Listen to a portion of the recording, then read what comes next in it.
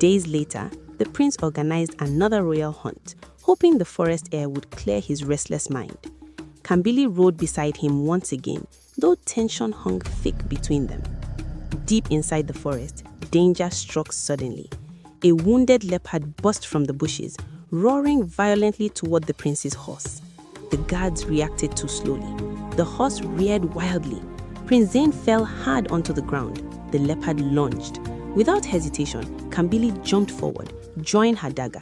She pushed the prince aside as the beast attacked her instead. They rolled across the dirt. Claws tore through her shoulder. Pain exploded through her body. With one final strike, she drove the dagger into the animal's neck. The leopard collapsed. Silence followed. Prince Zain rushed toward her. "Kambu!" he shouted, lifting her carefully. Blood soaked through her clothing. His hands trembled. "You saved me again. Why would you risk your life like this?" Kambili avoided his eyes. "Because you are my prince." But Zain's voice softened. "No, it is more than duty." He held her closer than necessary, closer than a prince should hold another man. Kambili's heartbeat raced dangerously. The warmth of his arms weakened her resolve. For a brief moment, she wished she could remain there forever. Back at the palace, royal healers hurried to treat her wounds. As they cut through the torn fabric of her hunting tunic, everything changed. The cloth wrapped tightly around her chest loosened. A healer gasped loudly. The room froze. Prince Zain's eyes widened as truth revealed itself before him. Soft skin, bound cloth, a body that could no longer hide its secret. The healer stepped back in shock. "My prince." Silence swallowed the chamber. Kambili slowly opened her eyes, realizing what had happened. Her greatest fear had come true. She looked directly at Prince Zain. Tears filled her eyes. "I can explain." But Prince Zain said nothing. His face showed disbelief, confusion, betrayal, and something deeper, understanding. Outside the chamber, whispers began spreading among servants. Guards exchanged worried looks.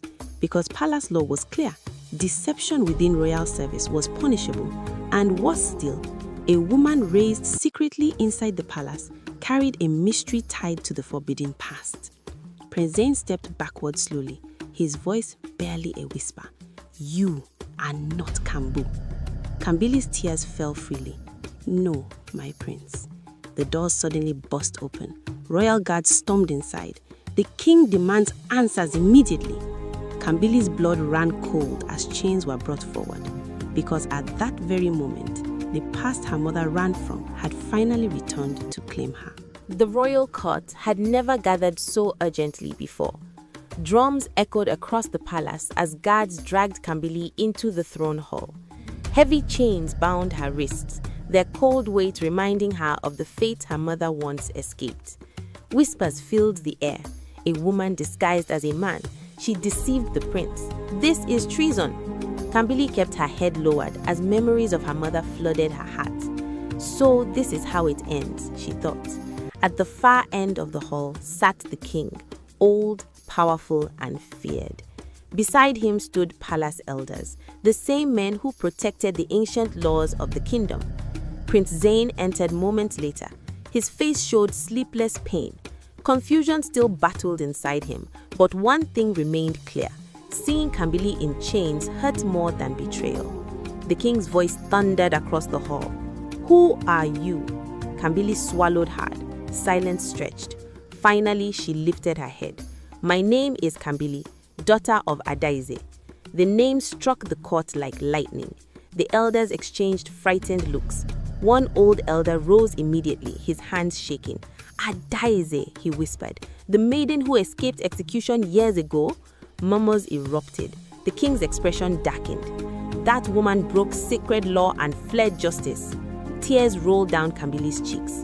"She fled to save me," Kambili said softly. "She ran while carrying me in her womb. She died in the forest when I was 4 years old." The hall fell silent. Even the guards listened. "I grew up alone," she continued. "I hunted to survive.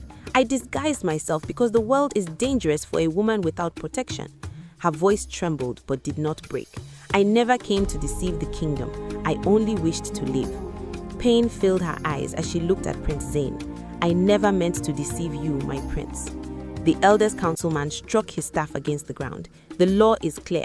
The child of a condemned maiden carries dishonor. She must face execution." Gasps spread through the court. Kambili closed her eyes. History was repeating itself. But before the guard could move, Prince Zain stepped forward. "No," his voice echoed strongly. The court froze. The king frowned. "You challenge tradition?" Zain walked until he stood beside Kambili. "Yes, father." He turned towards the elders. "For years we punished fear instead of seeking truth. Her mother was killed by our cruelty, not justice." The hall grew tense. Zain's voice softened as he looked at Kambili. "This woman saved my life again and again." He took a deep breath. "And I love her." Shock exploded across the court. The king rose from his throne. "You would marry the daughter of a condemned maiden?" Zain did not hesitate. "I would marry the woman destiny brought back to this palace." He removed his royal cloak and gently placed it over Kambili's shoulders. "She is not shame. She is courage." Silence followed, heavy, emotional, unavoidable. The old king studied them both for a long moment. Then slowly, his hardened expression softened. "Perhaps," the king said quietly, "it is time our kingdom outgrew laws born from fear." The elders protested, but the king raised his hand. "My decision is final." He looked at Kambili. "The sins of the past shall not follow the innocent." The chains were removed. Kambili fell to her knees, overwhelmed with disbelief. Prince Zain helped her stand. Days later, the entire kingdom gathered under golden banners. Drums played joyfully. Flowers filled the palace grounds. The same palace that once haunted her mother now welcomed her as royalty. Dressed in royal attire, Kambili walked beside Prince Zain before cheering crowds. The crown was placed gently upon her head. From hunted child to forest survivor to royal hunter, Kambili became the crown princess of Uduara. As the people celebrated, Kambili looked toward the distant forest beyond the kingdom walls. Tears filled her eyes. "Mama, we survived." Thanks for watching. Every story carries a lesson. Don't miss the next one. Subscribe and join our storytelling family.